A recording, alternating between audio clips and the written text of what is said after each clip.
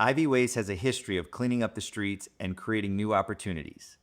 Real progress begins with a clear conversation. It's about listening, not just speaking. That's why Ivy WYES is proud to sponsor this debate. It's more than just a forum. It's a commitment to honest discussion and respectful disagreements. It's where leaders will share their vision, challenge one another, and most importantly, listen to you. Because to move forward, we must first come together. This isn't about finding a single solution. It's about building a better path together.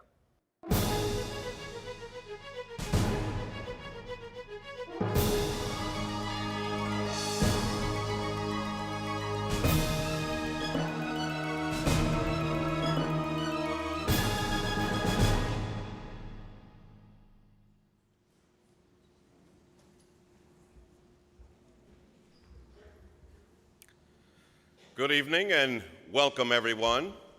I am Norman Robinson, your lovely and talented moderator.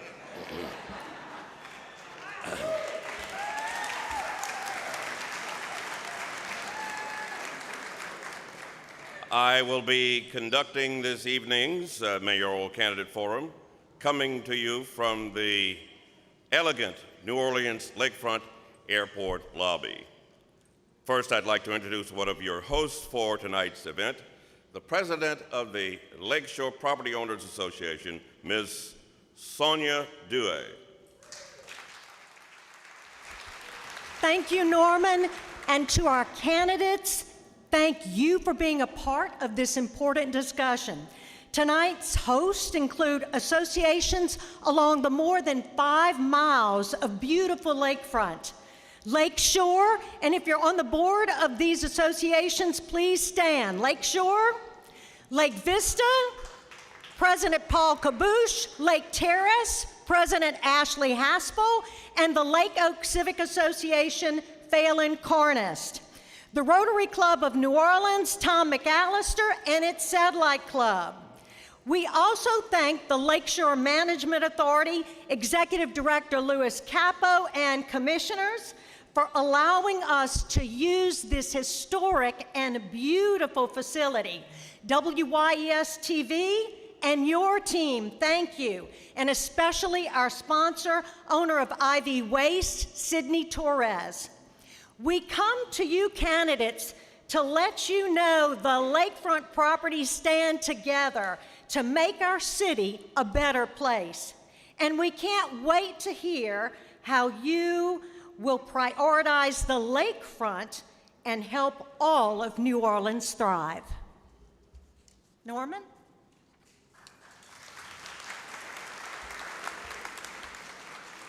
Thank you, Sonia. The 3 candidates who were invited to participate in tonight's forum were selected based on their standing in independent polls and campaign fundraising. And they are, seated in alphabetical order, State Senator Royce Duplessis, City Council Vice President Helena Moreno, and District E City Councilman Oliver Thomas. Now, they will be answering questions from me which were drafted by a committee representing the organizers of this forum, but not the program's sponsor. We've asked our audience to hold their applause and refrain from making any comments during the forum so we can hear the candidates' answers. And as a public service announcement, I'd like to inform you that the facilities are to my left. So when you have the urge, go. If you have the need, go.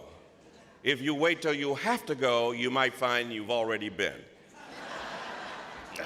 Now, ladies and gentlemen, let's begin with our first question. Each candidate will have 1 minute to answer, and both they and the audience will hear a bell ring when their time is up. Senator Duplessis, you will get the first question. And so, here it is.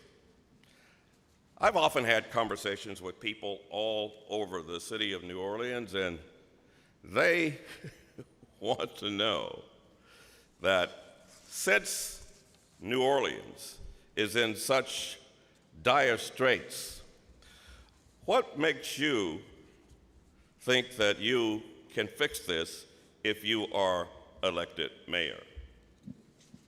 First of all, good evening, everybody. Thank you for the question, Norman. That is essential to why we are here tonight. I chose to run because City Hall for too long has been plagued with chaos, dysfunction, and not serving the residents of this city. My record in public service going back 20 years now began at City Hall in 2006. I was a chief of staff to a New Orleans city councilman in post-Katrina New Orleans. I feel like we're in a similar state today where we're trying to decide where we're going to go as a city. The dysfunction, the chaos, the fighting, that's all we're getting out of City Hall right now. For the past 7 years, I've served in the state legislature in a very hostile climate, working with people who I disagree with vehemently on issues, but still serving my city, still serving my state, and still delivering for the people, because that's what leadership is. And that's what we need. We need people who are going to get in a room to solve problems. That's always been my leadership style, and that's what we need at City Hall. We don't need any more fights. We need people who are going to put, thank you. Candidate Moreno. Thank you. And thank you to our illustrious host for being with us today, Norman. I appreciate seeing you. Bottom line, we are at a tipping point right now in the city of New Orleans. And unfortunately, we have lost so many people population-wise because people just believe that New Orleans is too hard to live in. So unless we get a mayor who on day one is ready to start moving us in a new direction, I worry about what could happen with our city. During my time on the New Orleans City Council, I have seen the issues that we are facing, and I have proposed solutions. But as you all know, the legislative branch, you don't run operations, and many of my ideas have been ignored and pushed to the side. But no longer will that happen when I'm mayor.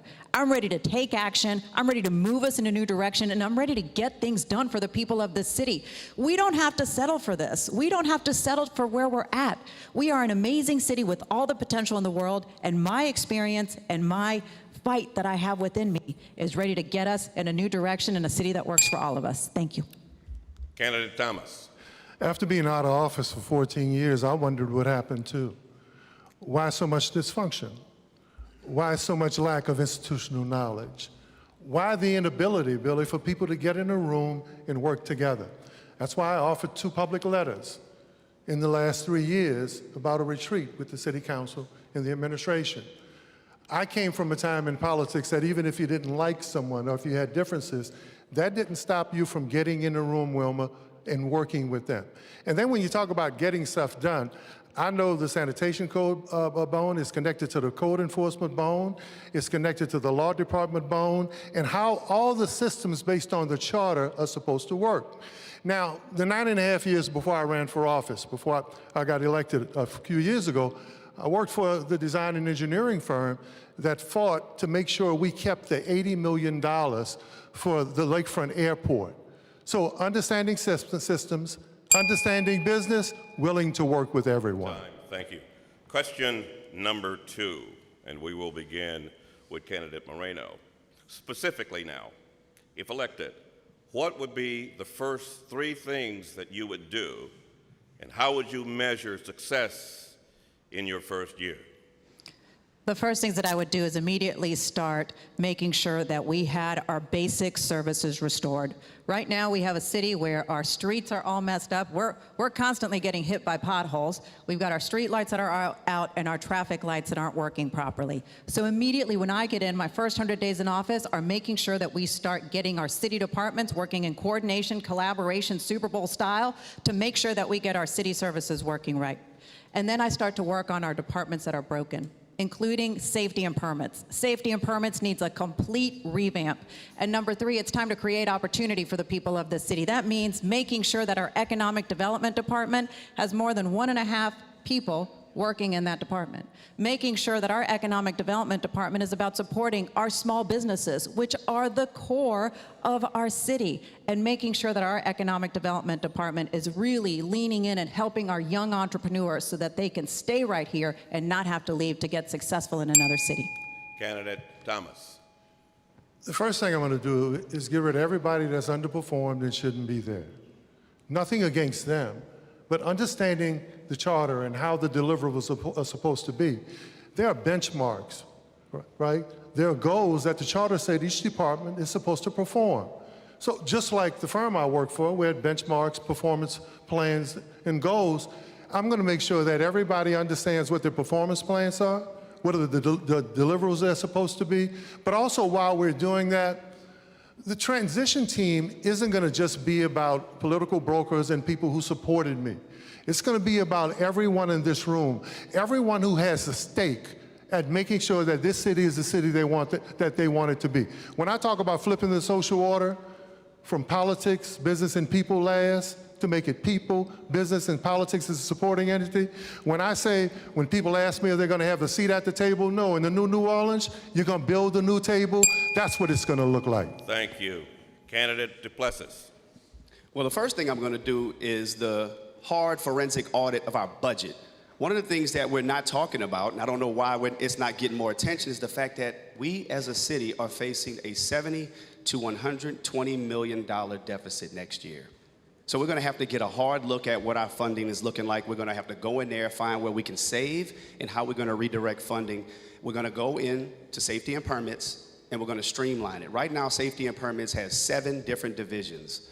That's 7 walls that are up, silos. Employees need to be cross-trained so they can share experience, share knowledge, and it needs to be streamlined. It needs to be consolidated into one department so that every employee knows what every other employee is doing. We're going to assign case managers, so when you walk into City Hall, one person can walk you all the way through to get your situation corrected. Then we're going to deal with the issue of housing. We need to develop 40,000 affordable units in the city of New Orleans, and we're going to do it over the course of 10 years. Thank you.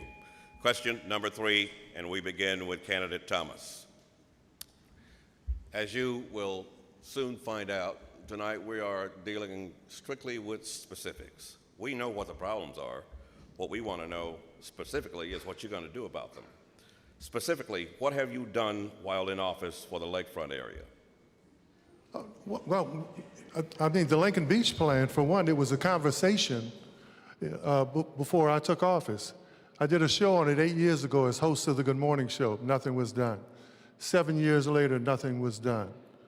6 years, 5 years later, nothing was done. Now it's fully funded. To work with the management authority. I think the management out here will tell you, I'm out here all the time talking about how we can assist with the part that's part of my district, as well as the part of it that's not part of my district. So anything that we need to make sure that one of the most prestigious areas in this community needs the mayor's attention, needs services attention, I'm going to continue to do that, just like I've done my entire career. Duplessis. So because my legislative district that I represent does not include the lakefront, that has not prohibited me from working on issues that impact the city of New Orleans. So specifically, we fought as a delegation to deliver millions for sewage and water board infrastructure, funding for the new power plant.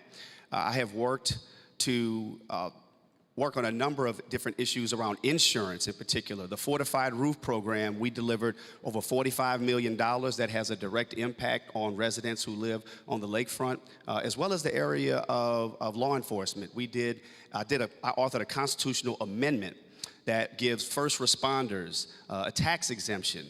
That's a recruitment and retention issue, and we know that property owners all along the lakefront deserve to be safe, and they should benefit from that. Thank you. Question number 4, and we... Hang on, Norman. Oh, sorry. Candidate Moreno. I gotta get my lakefront question in. First, I really appreciated working with the council member for District D, Councilmember Green, and Councilmember Geruso on various different items, including a new bond measure that we just passed, multi-million-dollar bond measure, where it'll deal with everything from different street improvements to lakefront improvements. Also, I was able to move forward. This was about a year and a half ago, fully funding of Lincoln Beach as well. But more importantly, obviously, you know, you all have really been dealt with a lot of the brunt of major flooding issues. So myself, Councilmember Geruso, since our first term, we really worked together to ensure that we had the funding for the power complex. I think, as you all recall, initially it was going to be an energy partnership, which would have been on your bills, but instead what Councilmember Geruso and I did is we utilized federal dollars to pay for that power complex so that you wouldn't have to be taxed for it or put on your energy bills. Those are just a few of the things. And now on to question 4. Sometimes my 74-year-old brain gets ahead of me. Helena, you alluded to this earlier. Some have criticized poor communication and work floor coordination among city departments. How will you fix that? Candidate Duplessis, you got the question first. Absolutely. So as I mentioned, I started as Chief of Staff to City Councilman James Carter in 2006. I saw firsthand some of the dysfunction then of city departments not communicating. Sewage and Water Board will tell you it's a Public Works problem. Public Works will tell you it's a Sewage and Water Board problem. I just gave a quick example of one area where I think we can make significant improvement, and that's right in the Department of Public Works. We will create a capital cabinet. And that capital cabinet will be department heads from every agency where we're going to meet weekly. It takes coordination and discipline so that we're communicating on all of the issues that impact each other as city departments. But going back to safety and permits, I think one of the easy things that we can do is look at why do we have so many divisions within one department? We don't need 7 different divisions. Just in the zoning division alone, which is one of those 7, you have 6 subdivisions in the zoning department. I think it creates inefficiencies, it contributes to silos, and employees being able to pass the issues on and we don't get anything done. Thank you. Candidate Moreno. It isn't just criticism, it's actually the truth. The different departments are really not talking to each other like they should on a regular basis. And we've actually seen this in different audits that have come forward where you're seeing not only department heads not talking to each other, but department heads not even talking to their workforce and explaining what the main goals are for the departments. So that is really a broken way to operate. But the reason why I know that it can be fixed is because it was fixed and done right during Super Bowl. At the directive of the mayor directed all city departments to work with urgency and coordination and collaboration with our outside stakeholders like GNO Inc. and Entergy to make sure that all the big issues around the city, that all those were being troubleshot and fixed and repaired, everything from our lights to repaving and doing Poydras Street in like 2 months and making sure that our traffic lights were finally timed. And so that'll be my directive. That'll be the standard operation, that level of coordination, not just when there's a Super Bowl coming, but all the time, because that's what the people in New Orleans deserve. Thank you. Candidate Thomas. At OT4us.com, my plan talks about dashboards and deliverables where citizens can log on to see from infrastructure projects to what charter mandated services are. Just punch your computer, it'll pop up. But I'm sure glad that I spent the 9+ years working for the firm that I work for.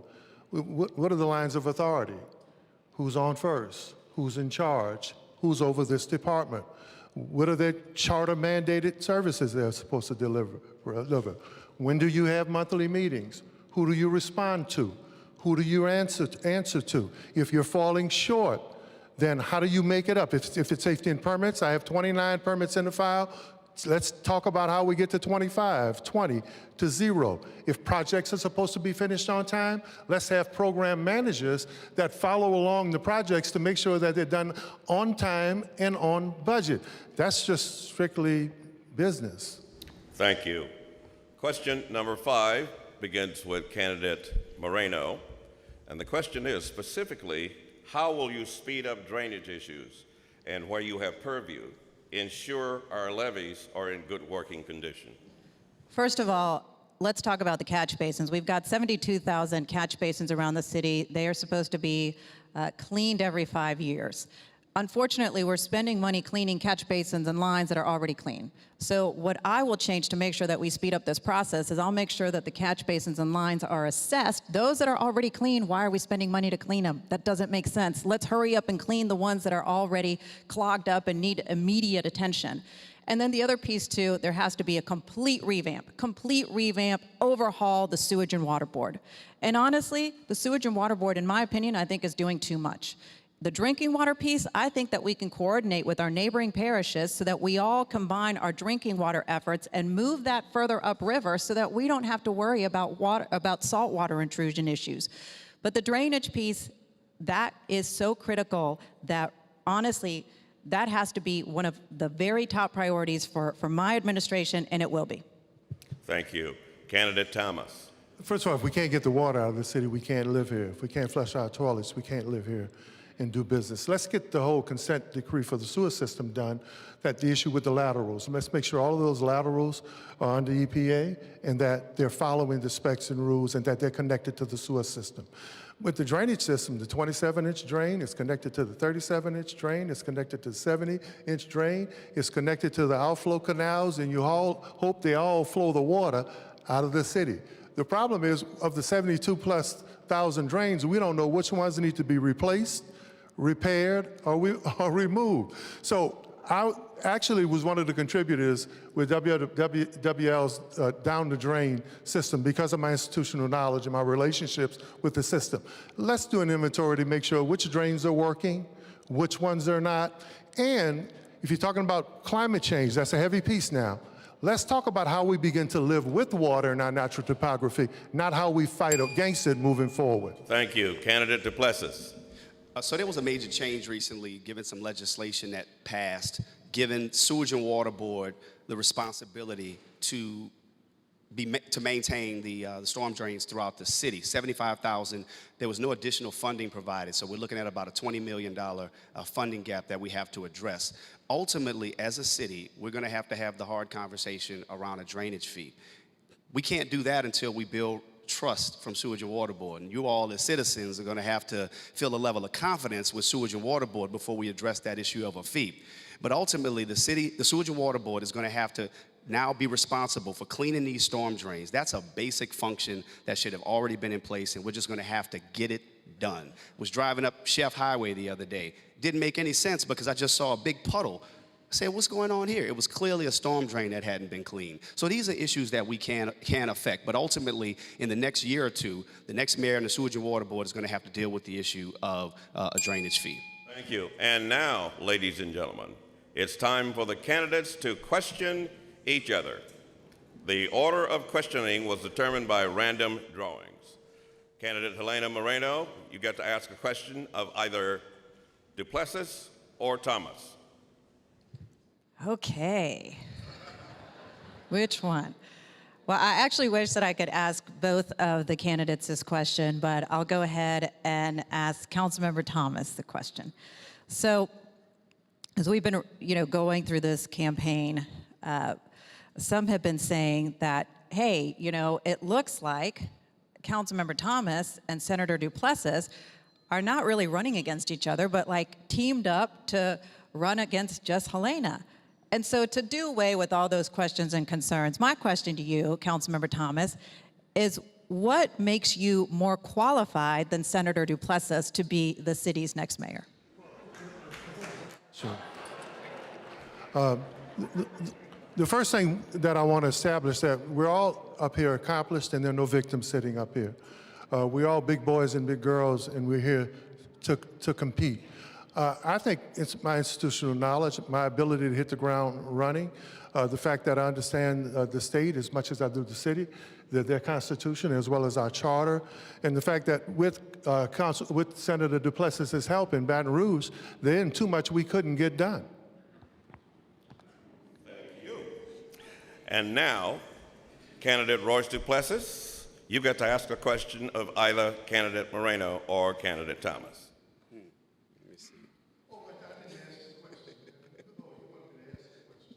Okay, I gave a statement. I missed it. Okay, got it. Almost, but not quite. Got it. The bit of whale, Got it. but no cigar. Go ahead, Roy. Councilmember Moreno, for the past 8 years, you served as either president or vice president of the New Orleans City Council. During that time, as you just said, we've lost over 20,000 residents. We are dealing with a level of chaos and dysfunction that I don't think we've ever seen in the city. We know that the mayor has made certain decisions that has led to that dysfunction. As the leader of the City Council for the past 8 years, what responsibility do you bear in the current state of affairs in New Orleans? I really appreciate that, because if it wouldn't have been for the work that the City Council has done, we would have right now City Hall at Municipal Auditorium.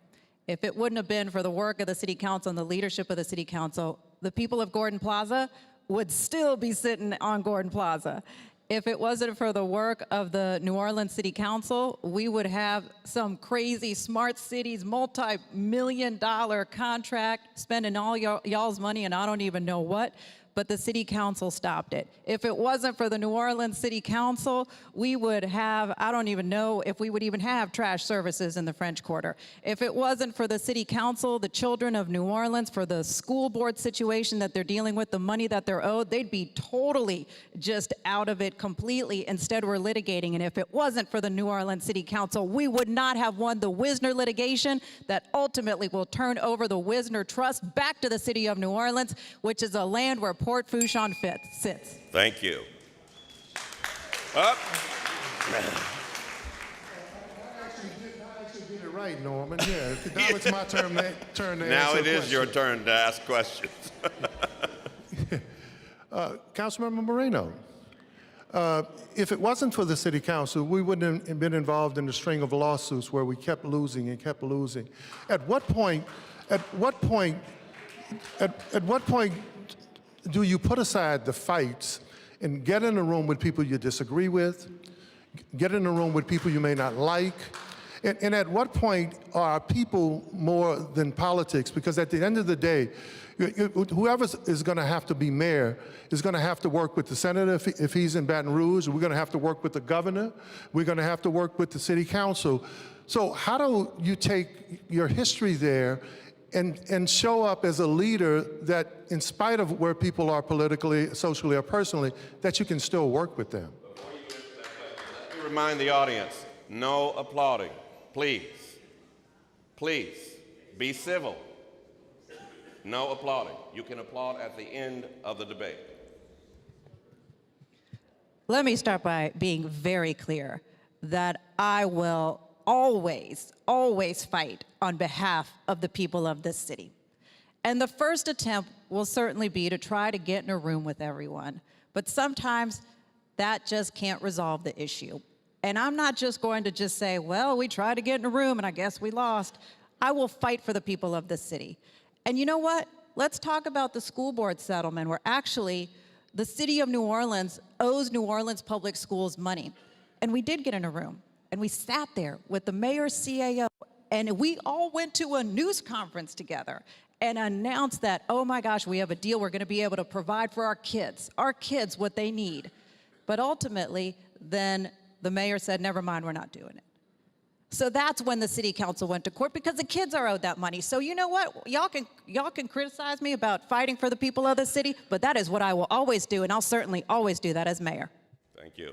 Now, back to more of my questions. And again, each candidate will have 60 seconds to answer. Now, all three of you are very smart people, and I know you've been working on platforms, what you would do when the city is faced with a challenge.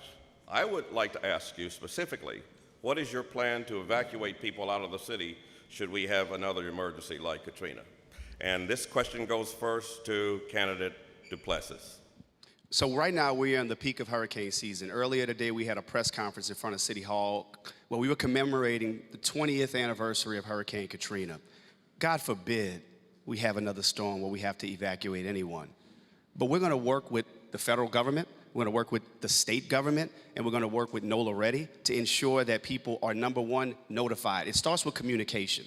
It wouldn't be the first time as a city where we have to evacuate our people, but everything is about communication, effective communication, building trust with our constituents, building trust with our businesses, and making sure that people are aware of what's going on. We know these storms are coming quicker and they're coming stronger. God forbid we have to be in that scenario, but it's all about communication and coordination. And this goes back to leadership. When you have leaders that can't get in a room, how can you effectively put the people first? And that's what I'm most concerned about. And that goes to the questions that we were dealing with earlier. So it's about working with our leaders, putting our differences aside, and putting people first. Thank you. Candidate Moreno. Thank you. I've actually been working very closely with city leadership all in a room together, working very closely on this, particularly with our health department, because it's really the vulnerable populations that we are most concerned about. And because the storms are coming at such a faster pace, we're not having this several days of leeway to try to evacuate a whole city. So what we have been doing is building lists and lists and lists of who are those vulnerable individuals that need assistance to get them to safety. I also worked with our New Orleans Health Department on not just obviously the nursing home facilities, because they have their own set of laws that the state governs, but on those senior apartment complexes, independent living apartment complexes, we now have a check-in so that we ensure that the apartment complexes, their condition, and what is the condition of the people who are there and what they need. And so really it's about focusing in on our vulnerable populations and making sure we get them out of harm's way. Thank you. Candidate Thomas. The first thing you need to know is what is your population? And in the city where about 1/3 of our people live at or below the poverty level that rely on public transportation, who needs a ride? What does contraflow look like? What are the areas or access to evacuate? Working with our state and working with our federal officials.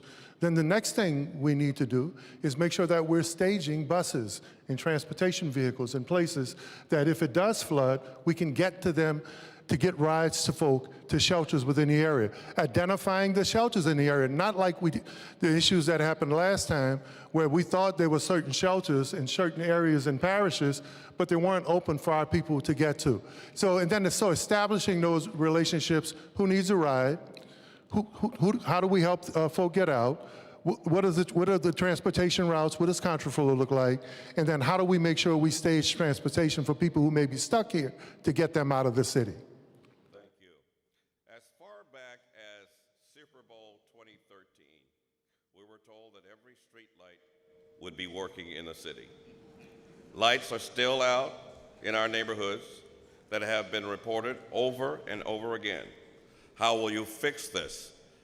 Candidate Moreno. I'm so glad that you asked this because I've been pushing on this issue. And in fact, when we were having all the copper thefts, I went to the Department of Public Works and I said, okay, everybody keeps stealing the copper from the lights. What are we doing to fix this? They said, well, we're not sure. So when that happened, I said, we need to start creating an asset management system for our lights. And so that process has started due to a directive that I sent forward through our New Orleans City Council. That process has started with an RFP going out for our asset management system for our lights. But more importantly, I also said, well, what are we going to do once again about the copper thefts? And so now there's also a study being done that is looking at what other cities have utilized to fix this, and that's either switching out some of our lights to be solar lights that we've started a couple pilot programs on, and then the other piece too is whether we switch out copper so we don't deal with the thefts to aluminum within the lights. So all of that's in the works, but once again, certainly identified the problem and working on it. Thank you. Candidate Thomas. Well, one of the things Councilmember Green and I worked on, I see he's here, is making sure that if people are bringing copper and wiring to a salvage yard, that they have to show an ID so that we know who's stealing the copper. The next thing we need to do is have an inventory of what lights are. There are some lights out in this city that have been out for years and decades. Which communities are historically underlit?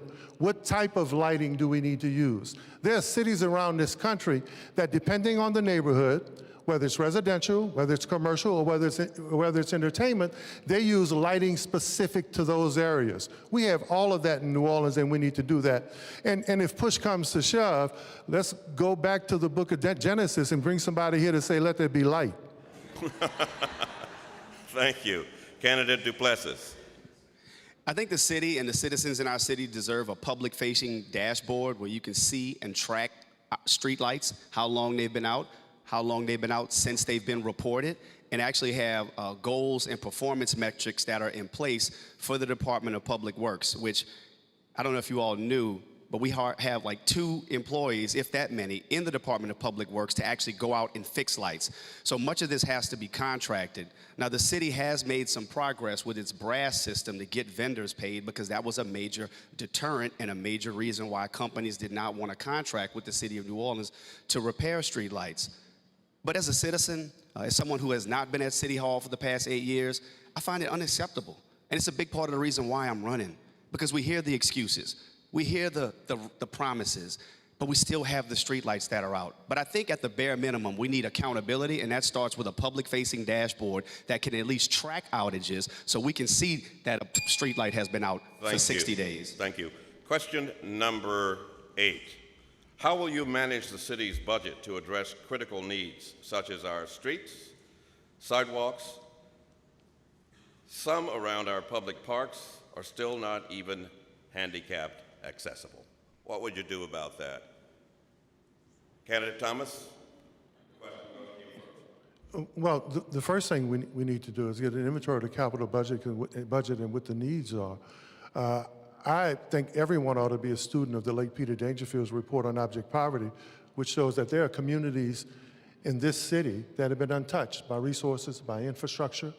Do they need asphalt overlay, or do we need curb and gutter? What is the budget for public works, and what is the budget in terms of capital projects? And then how do we have, we're hearing a lot now about performance plans and benchmarks. That's been in OT for us as a political platform for a long time. How do we make sure that every department has a performance plan, meets those benchmarks? One of the things that happened with the infrastructure was that we programmed too many streets without the capacity to get it done. And then the next administration came back and programmed even more work without the capacity. Let's identify contractors who don't gobble up projects, but who can fix their project and then bid on the next one. Candidate Duplessis. So budgets are moral documents. Just like we all have personal budgets at home, the city's budget is a reflection of our values and our priorities. And we haven't gotten it right. We have a $1.8 billion budget, which next year we're going to be facing somewhere between $70 to $120 million budget deficit. So the question has to be, how did we get there? With historic amounts of federal money as a result of the pandemic, we're still facing a budget deficit. As it relates to infrastructure and public works is saying we're $36 million short of what we should be spending on streets. And you know what? We're going to keep down that path with the same leadership, because we spend, for every dollar we do not spend on maintenance, we end up spending an additional $4 to $5 for repair work. So we have to invest, and we need a plan for every 5 to 10 years to do the proper investments in our streets, because if we don't spend it, we're going to end up spending more down the road. Broken streets, broken promises. It's all about priorities, and with a $1.8 billion budget, we're either going to prioritize it or we're not. Thank you. Candidate Moreno. So you know why Jefferson Parish has streets 10 times better than the city of New Orleans? Because they have 10 times the amount of people working to fix streets in Jefferson Parish. So the Department of Public Works, it kind of got flipped backwards many years ago, that they started really outsourcing a lot of the street work, contracting out for the street work, when really that's the work that we should be doing in-house.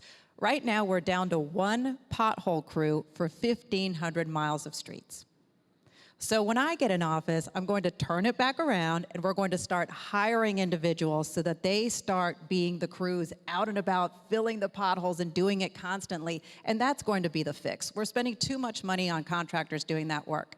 At the same time, when we have our big infrastructure projects, though, for that we actually need major project managers, and the city was trying to do it all in-house. So I'll flip it right back so that we can get actually the right progress going. Thank you. Question number 9. All of these things that you guys mentioned, very good, but can this be accomplished without adding to the tax burden of the residents? Candidate Duplessis. Well, that's always the goal. Adding taxes in a city where people are taxed enough, people are being pushed out.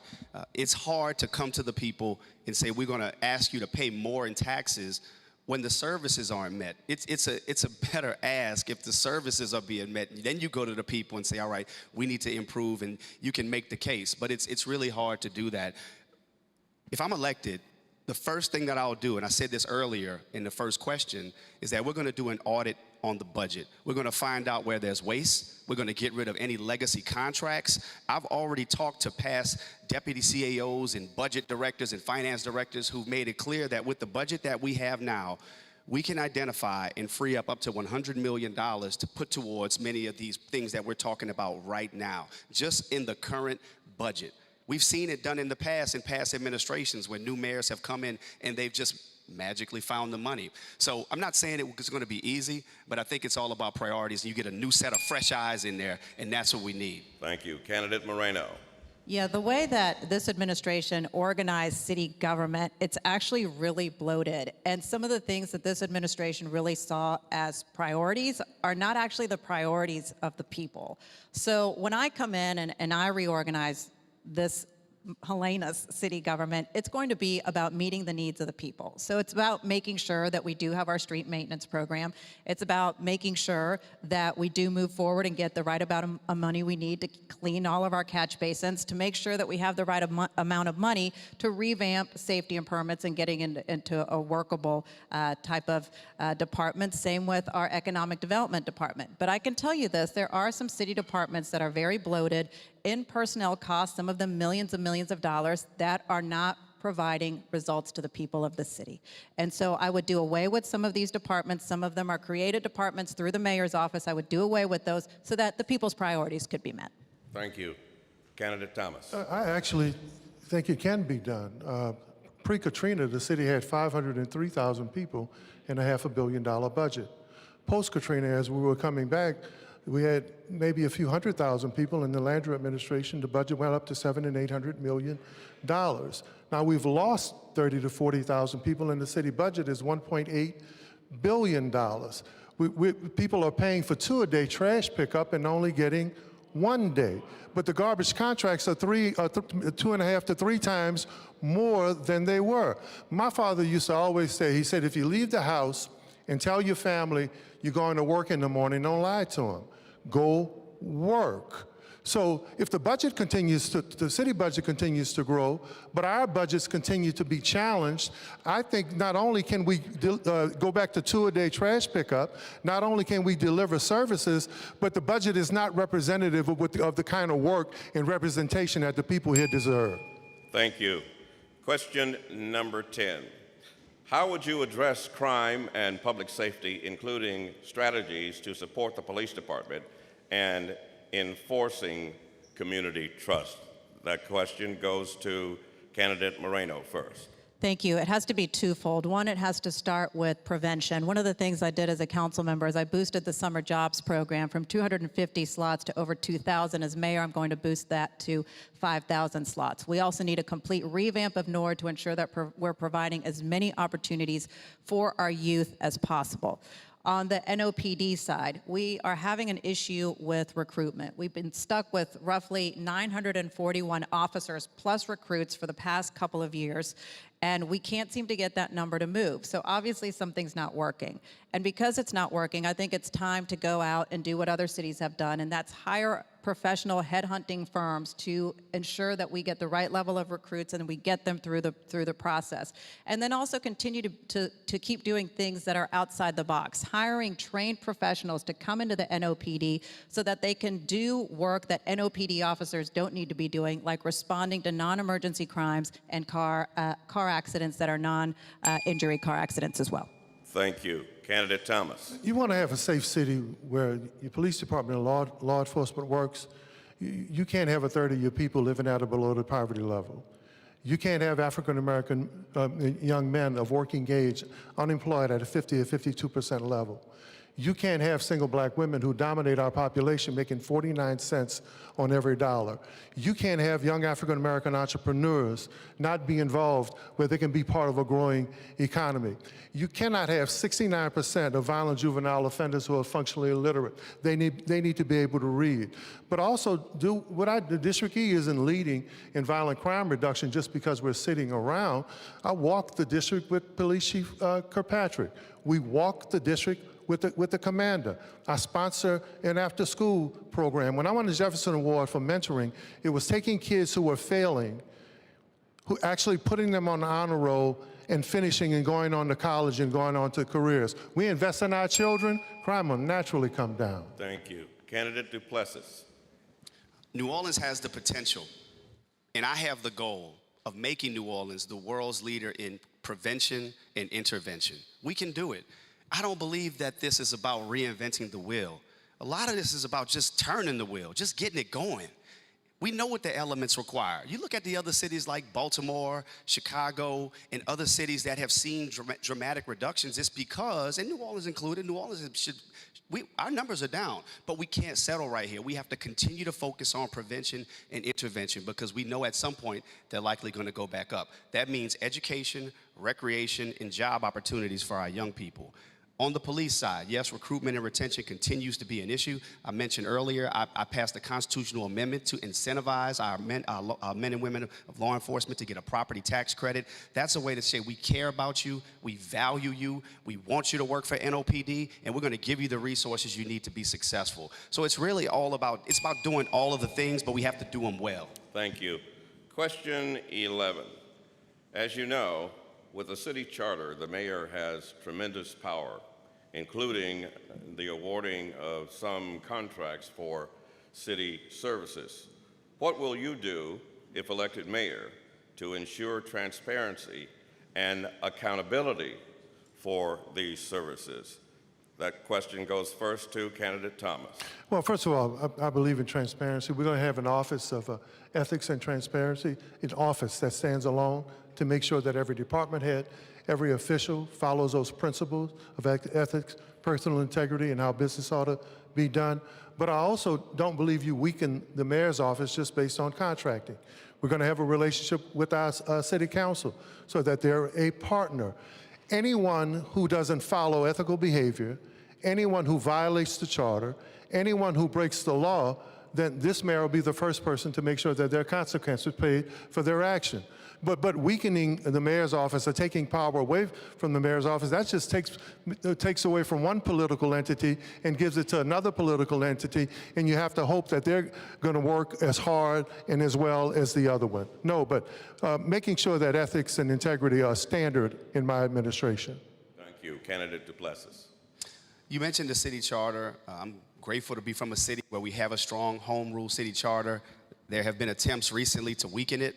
I don't understand why. We have 3 branches of government for a reason. It's about checks and balances. So from the transparency standpoint, I mean, that's clear. I mean, I'm all for transparency, accountability. The city council has a right and a duty and an obligation to hold the mayor accountable. But in terms of the mayor's executive authority to be able to issue contracts under a certain dollar amount, the mayor should have that ability, regardless of who's in the mayor's office, because the mayor has certain executive functions that are pursuant to the charter. So I think we need to respect the 3 branches of government, and that's how the levers of government work. We hold one another accountable, and there should always be transparency at the forefront, and that's how you have accountability. Thank you. Candidate Moreno. The city council recently made changes so that any contract over $1 million or any multi-year contract has to come before the city council.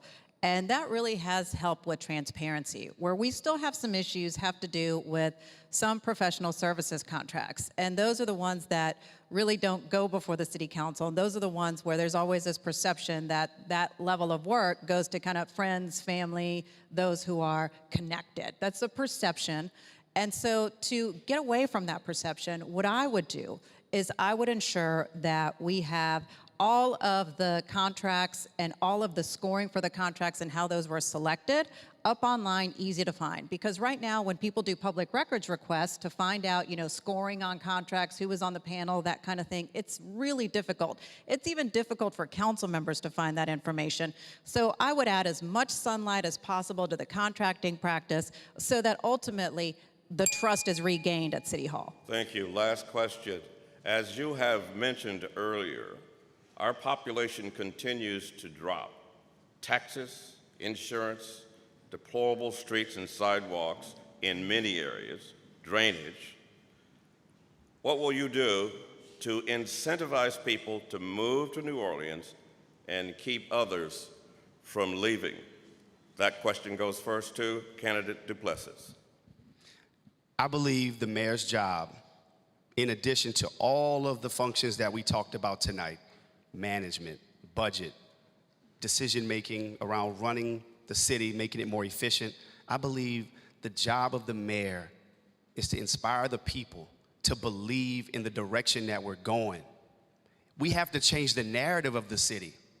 The way that the mayor talks about the city, the way that the mayor shows up for the city.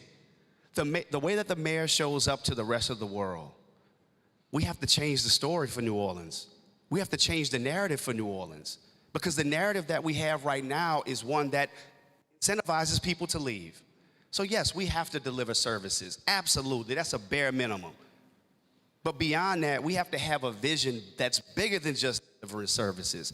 It has to be that we are New Orleans. We are an international city, and we got to move beyond the small ball and deliver what we need. And that's a promise and a future that our children and grandchildren can be proud of. Thank you. Candidate Moreno.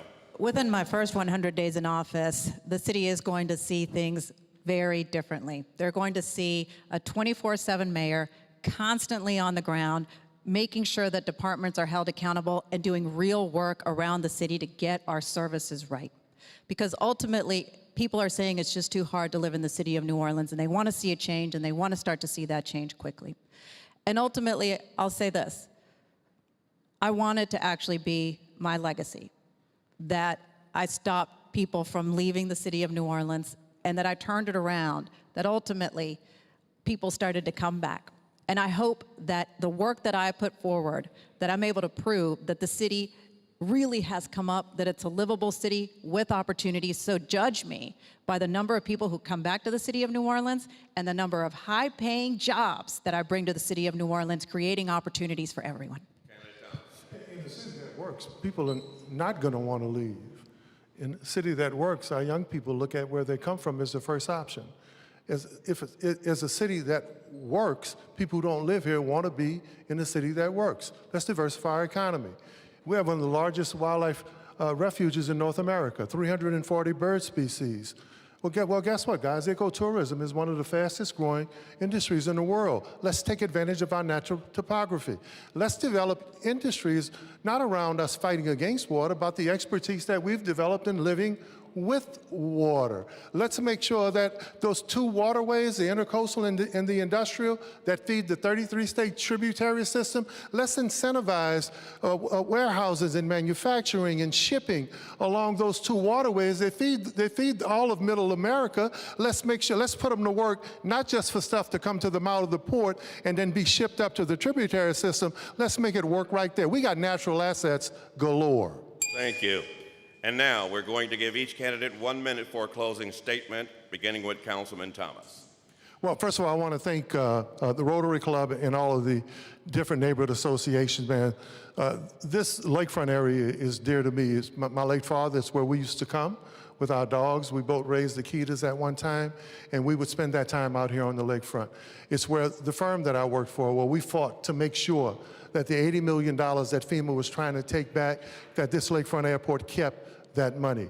It's where I come in the evening when I'm tired of City Hall and when I'm frustrated about stuff that doesn't work. Man, I sit down and point my car or sit on that bench and look at the sunset or the sunrise. So your neighborhood is important to me.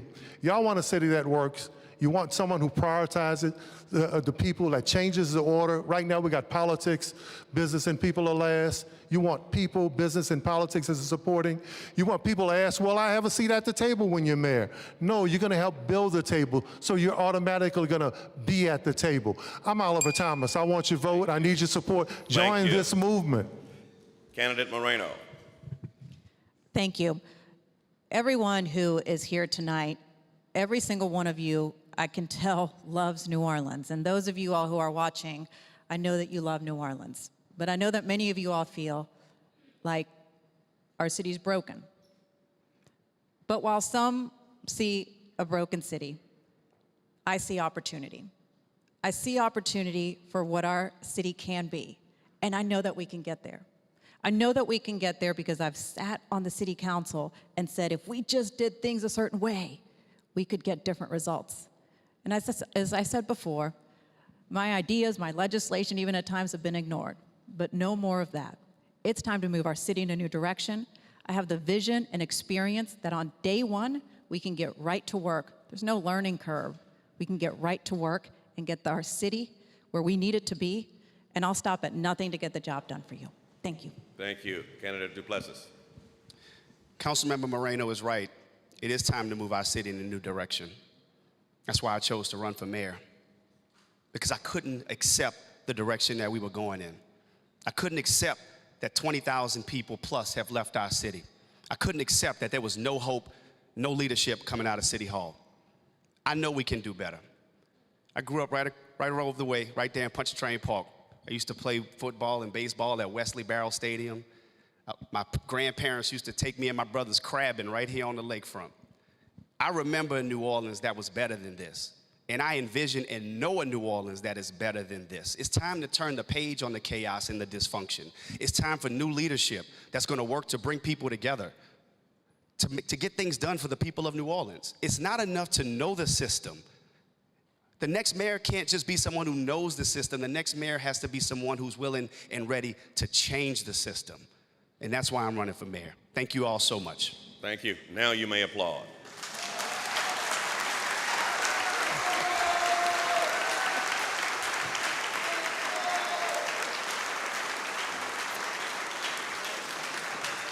This concludes our forum.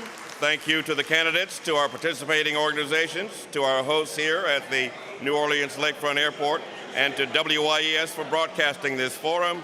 Election Day is October 11th. Early voting begins September 27th. And please don't forget to vote. Good job checking those.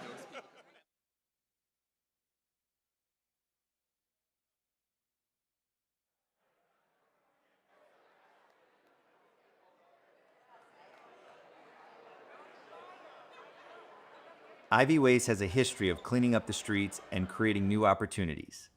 Real progress begins with a clear conversation. It's about listening, not just speaking. That's why Ivy WYES is proud to sponsor this debate. It's more than just a forum. It's a commitment to honest discussion and respectful disagreements. It's where leaders will share their vision, challenge one another, and most importantly, listen to you.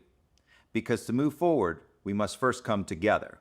This isn't about finding a single solution. It's about building a better path together.